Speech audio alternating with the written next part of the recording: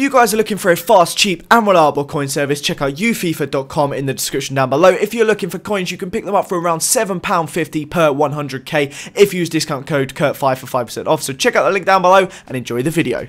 What's up guys, Curtis here and welcome to a brand new episode of Overpriced vs Affordable. Today we have a monster partnership of Gareth Bale up against Carlos Vela. I could not wait to get this one recorded. I was so excited to get my hands on Gareth Bale and he was very fun to use. So before we get stuck into it, I do want to say if we could hit 400 likes on this video guys, that would be absolutely amazing. Subscribe to this channel as well if it is your first time around here. And last but not least, if you guys could comment down below partnerships you would like to see me do in future episodes. Remember, they have to be either the same league or the same nation and they have to be similar. For example, these guys are both left-footed and both have 4-star skills, so try and get them as a similar sort of player. Comment down below what you'd like to see, and let's get stuck into this video. So, as you will see on the screen at the time of recording, Gareth Bale costs around 600k on the Xbox, and Carlos Vela costs around 6k on the Xbox as well. So, a huge difference there, literally 100-fold.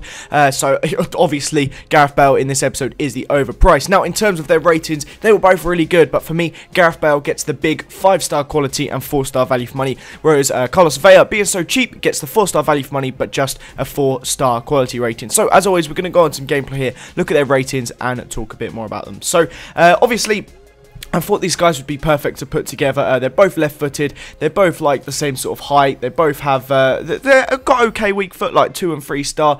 They both have high attacking, and then defensive work rate is low for Vela and medium for Bale. So like all in all, they're very similar players. Both got great pace, great dribbling, great shooting.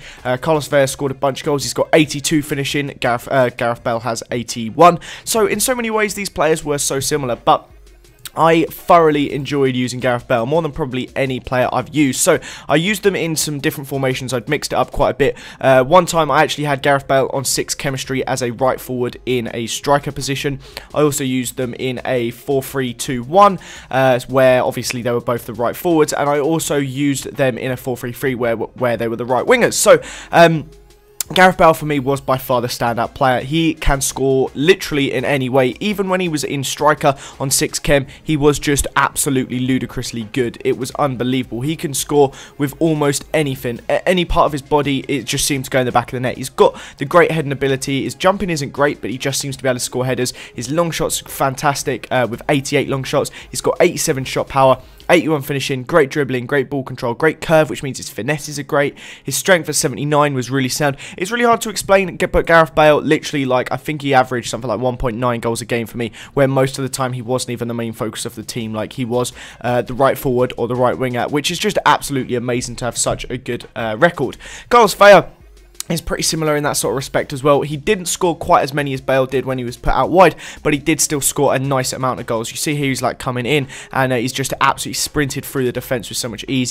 He's not quite as quick as Bale, but still got absolutely brilliant pace. And obviously, you guys know I mention it every single video. I love for a player to have 4-star skills, and in the case of both of these guys, they do. So I can do all my like Ronaldo chops, as you see there. I can do the new spin turn. I can do the Berber spin. Loads of great stuff like that. So like I said, they both have fantastic dribbling as well. That's something I'm a big fan of. Carlos Vela's got 85 ball control and 86 dribbling, so that side of it is great. But as you'll see here, there's something about Gareth Bale. He literally can just pick up the ball and do those surging runs, which only some players seem to be able to do this year. Mixing the pace, the sprinting, obviously that's the pace, the strength, the dribbling, the finishing, all combined, they just seemed absolutely perfect. So as I'm sure you guys can imagine, I will be showing on the screen now that Gareth Bale is the winner of this episode. He was absolutely sensational, one of the best players I've used this year, but Carlos Vela is a very close second. So sometimes I don't like to say if you can afford him, then pick him up, but in this case, if you can